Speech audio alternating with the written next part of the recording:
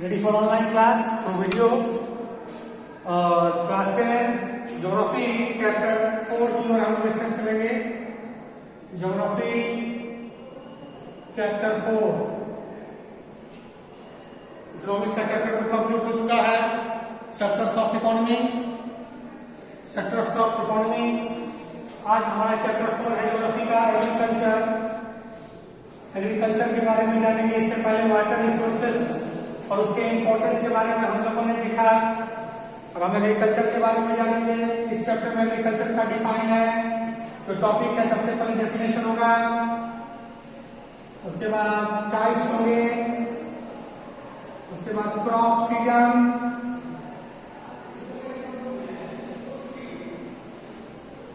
Crops, climatic requirement,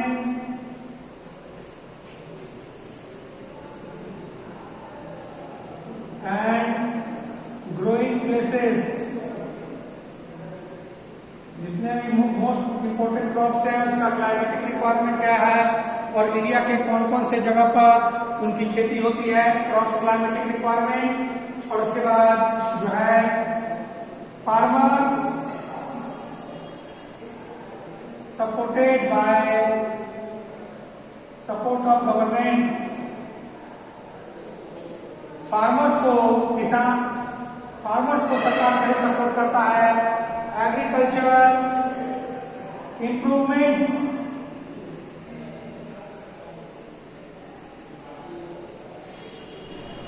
agriculture में क्या क्या सुधार हुआ है, और लास्ट में पढ़ना है भूदान और ग्रामदान। These are the topics of this chapter, भूदान और ग्रामदान। तो definition, types, crop seasons, crop climatic requirement, growing places, farmer support by government, agriculture improvement, Bhoodan and Gramdan. These are the topics of this chapter. तो सबसे पहले हम लोग बात करेंगे primary activity produces most of the food that we consume. क्या है कि the primary activity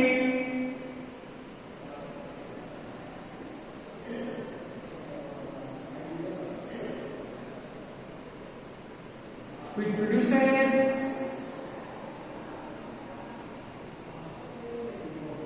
most of food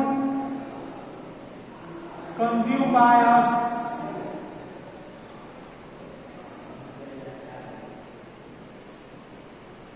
primary activity है, ठीक है, और मोस्ट ऑफ फूड आइटम में प्रोड्यूस करता है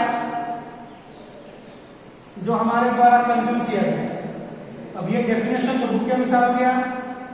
जहां तक एग्रीकल्चर की बात करेंगे, agriculture deals with the two important farming plus animal husbandry.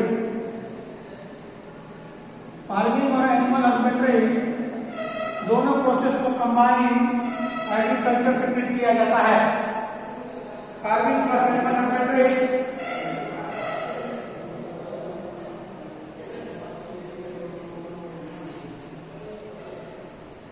जहां तक भारत की बात करें, India is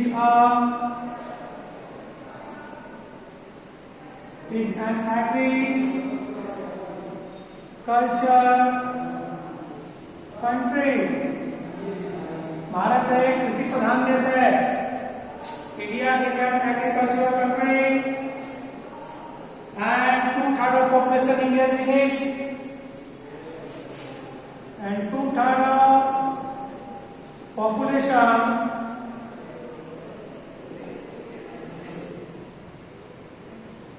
engaged in this activity। जनसंख्या का 2/3 आबादी इसी एक्टिविटी पर निर्भर है। जनसंख्या का 2/3 आबादी जो है वो इसी एक्टिविटी पर निर्भर है। तो India is an agricultural country and 2/3 of population, 2/3 population जो है वो इसी एक्टिविटी पर निर्भर है। वैसे भी हमने देखा इससे पहले इकोनॉमिक्स के चैप्टर 2 में प्राइमरी सेक्टर में वर्किंग पॉपुलेशन का आधा से ज्यादा वर्क फोर्स डिपेंड है और और इसी वजह से डिसगाइज्ड अनएम्प्लॉयमेंट का प्रॉब्लम देखने को मिलता है। The problem of disguised unemployment is seen in agriculture due to the engagement of more workforce in this sector. Requirement से कहीं ज्यादा वर्कर्स इंगेज है, तो 2/3 पॉपुलेशन इंगेज है। और इसके अलावा जो है raw material produce for various country, it produces raw material for various countries।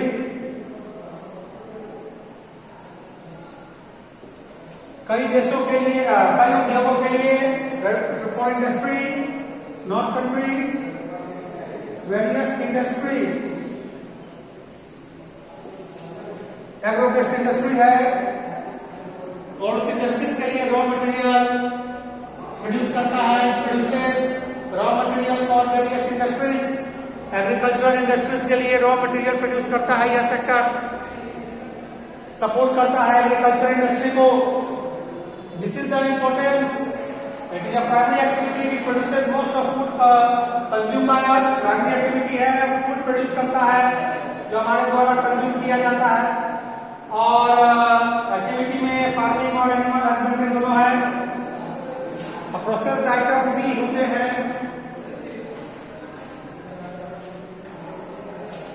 अब हम बात करेंगे टाइप्स की। टाइप्स तो आपके बुक में 3 टाइप की चर्चा है। पहला है प्राइमिटिव, दूसरा है intensive, primitive subsistence farming, intensive subsistence farming, and the third is commercial farming. Third is commercial farming. The 3 types of agriculture: primitive subsistence farming, intensive subsistence farming, and commercial farming. The 3 types of agriculture. इसके 3 types है। Primitive subsistence नामी है, old age time में इस्तेमाल किया जाना। Commercial व्यापार के उद्देश्य से। इंटेंसिव गहन कृषि, लिमिटेड लैंड पर मॉडर्न इनपुट की सहायता से ज्यादा प्रोडक्शन करना। और इंटेंसिव में लैंड पर ज्यादा प्रेशर क्रिएट होता है। तो टाइप्स क्या हो गया? Primitive subsistence farming, commercial farming and intensive subsistence farming. The 3 types: primitive subsistence, intensive and commercial। अब प्राइमिटिव का फीचर क्या है?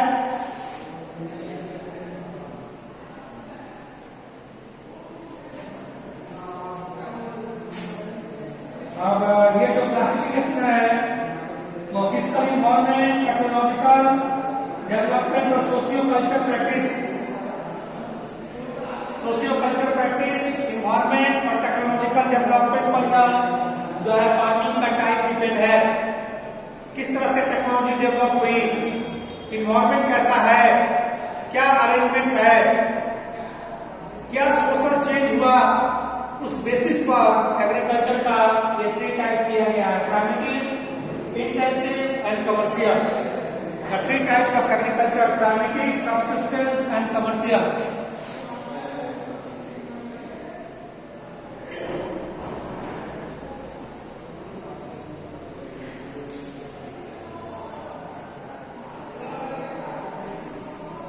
अब एक एक करके हम लोग तीनों को क्लासिफाई करेंगे। प्राइमिटिव क्या है, कमर्शियल क्या है, इंटेंसिव क्या है।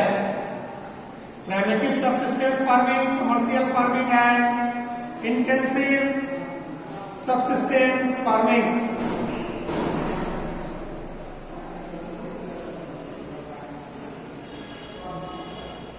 Primitive subsistence farming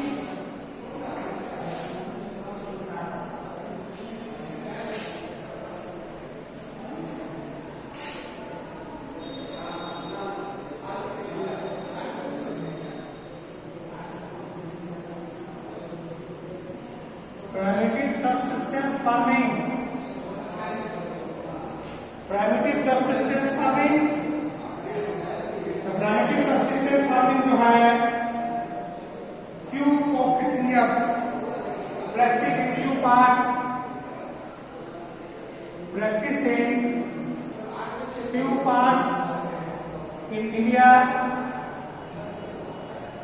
tribal belts आदिवासियों के क्षेत्रों में इस तरह का एग्रीकल्चर आज भी कुछ जगह होता है। और इसकी बात करें small patches of land,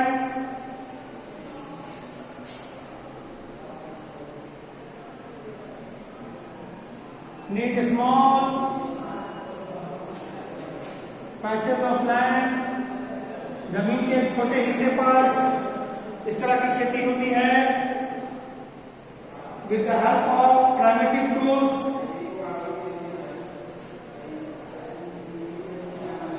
and primitive tools like how पुराने औजार की मदद से यह खेती की जाती है।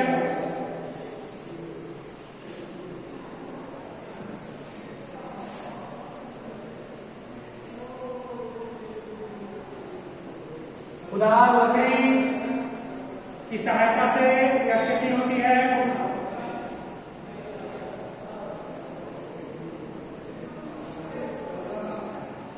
कम्युनिटी लेवल, यहां पर फैमिली एंड कम्युनिटी लेवल है, सामुदायिक या फिर व्यक्तिगत पारिवारिक जो है इसमें लोग इंगेज होते हैं इस एग्रीकल्चर में। और सबसे खासियत है depend on monsoon natural fertility of soil,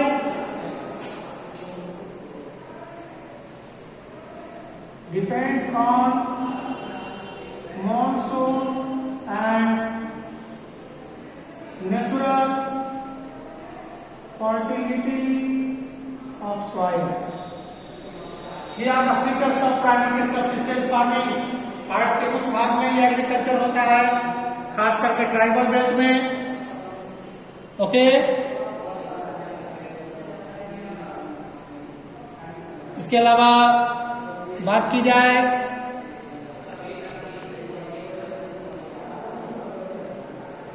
तो स्मॉल पैचेस ऑफ लैंड की आवश्यकता है। प्राइमेटिव टूल लाइक होए, डाउर, स्टिक, लकड़ी, कुदाल की सहायता से खेती होती है। फैमिली और समुदाय के जो है की मदद ली जाती है और प्राकृतिक नेचुरल रेनफॉल पर और सॉइल फर्टिलिटी पर यह एग्रीकल्चर डिपेंड है। फर्टिलाइजर का इस्तेमाल नहीं होता है। ट्राइबल्स लोग इस तरह के एग्रीकल्चर को ज्यादा परफॉर्म करते हैं। ट्राइबल्स इस तरह के एग्रीकल्चर को ज्यादा परफॉर्म करते हैं।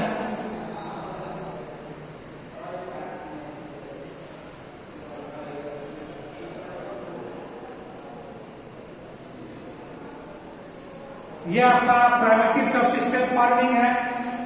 इसी को जो है एक और नाम से जानते हैं, एक और न्यू नेम है इसका, वो नाम है शिफ्टिंग कल्टीवेशन।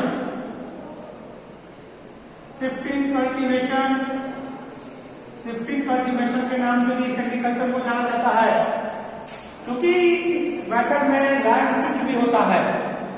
हिस्ट्री में आप पढ़ चुके हैं कि जो पहले आदिवासी थे, आज भी कुछ क्षेत्रों में होता ही है, एक जगह पर खेती करते हैं, फिर लैंड शिफ्ट करते हैं और फिर जब दूसरी जगह पर खेती करते हैं और वहां पर फसल तैयार हो जाता है तो इस फसल को काट करके उस जगह को भी छोड़ देते हैं। लंबे समय तक उस लैंड को नेचुरल फर्टिलिटी हासिल करने के लिए छोड़ दिया जाता है। इसी को शिफ्टिंग कहते हैं। एग्रीकल्चर करके प्रोड्यूस को कलेक्ट करके उस लैंड को, उस पार्ट को उस समय के लिए खाली छोड़ देना और फिर क्यों, ताकि नेचुरल तरीके से वो अपनी फर्टिलिटी को मेंटेन करे। यही प्राइमेटिव सबसिस्टेंस है, इसको शिफ्टिंग करते हैं। भारत के बाहर से कई नामों से जाना जाता है। जहां तक हम भारत के नॉर्थ ईस्टर्न स्टेट की बात करेंगे तो वहां पर इस प्राइमेटिव सबसिस्टेंस एग्रीकल्चर को झूमिंग मेथड के नाम से जाना जाता है। झूमिंग, और कई राज्यों में कई नाम है, कई नामों से जाना जाता है। और भारत के बाहर भी कई नामों से जाना जाता है, कई नेम्स है।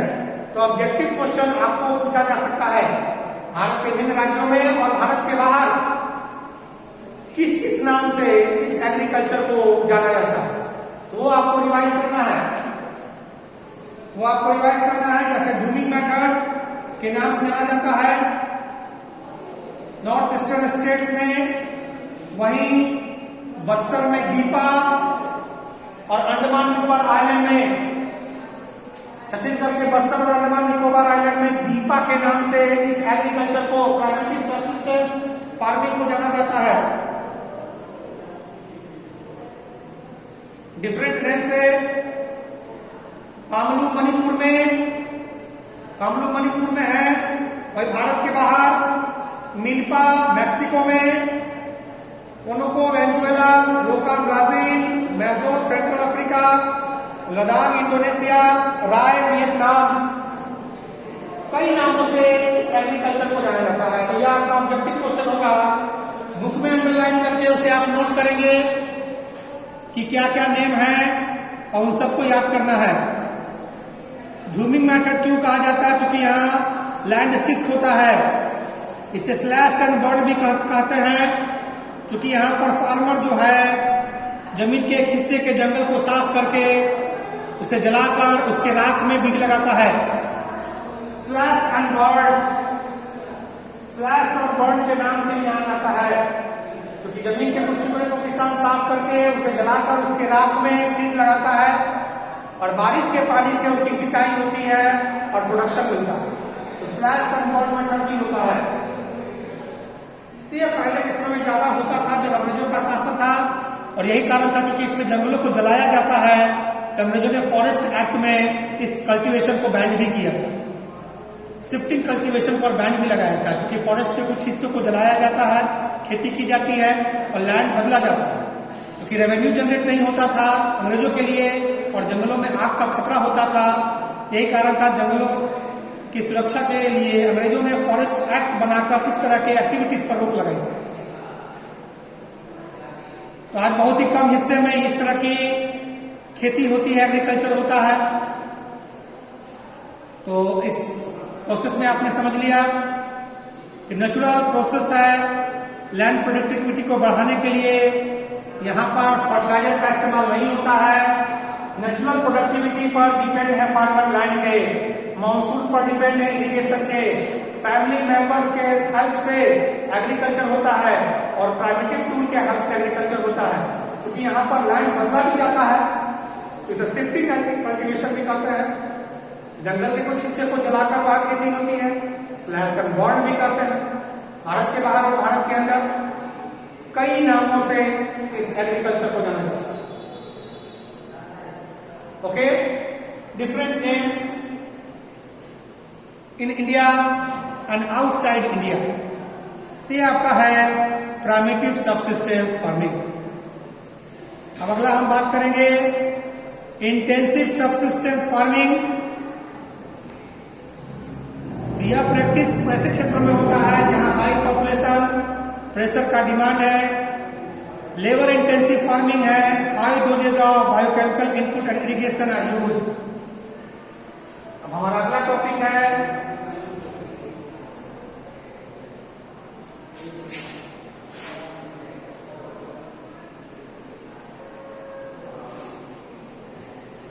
Intensive subsistence farming.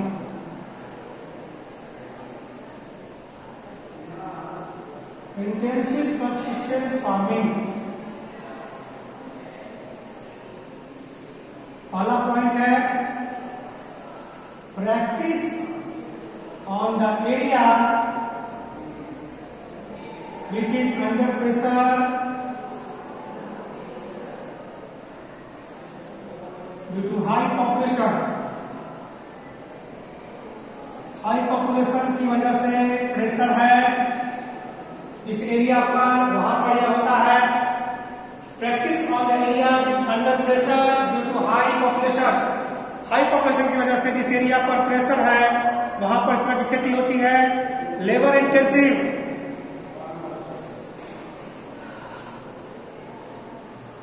Labour intensive, सघन लेबर की आवश्यकता है। Need biochemical input, biochemical input का इस्तेमाल किया जाता है। बायोकेमिकल इनपुट,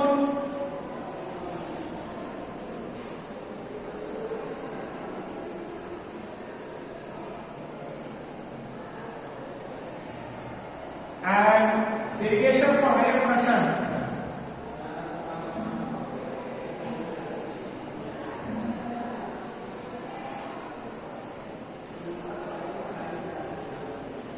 ज्यादा प्रोडक्शन के लिए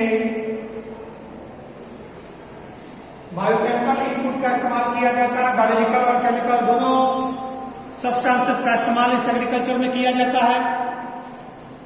ओके, और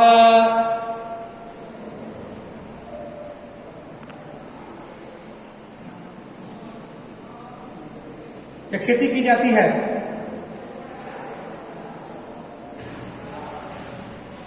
फार्मर यहाँ पर मैक्सिमम आउटपुट लेते हैं लिमिटेड लैंड पर। इस वजह से इस तरह के एग्रीकल्चर में लैंड पर बहुत ज्यादा प्रेशर होता है। इस तरह के एग्रीकल्चर में लैंड पर बहुत ज्यादा प्रेशर होता है। तो ये आपका इंटेंसिव फार्मिंग है। तो दो फार्मिंग हो गया, primitive subsistence and intensive subsistence farming.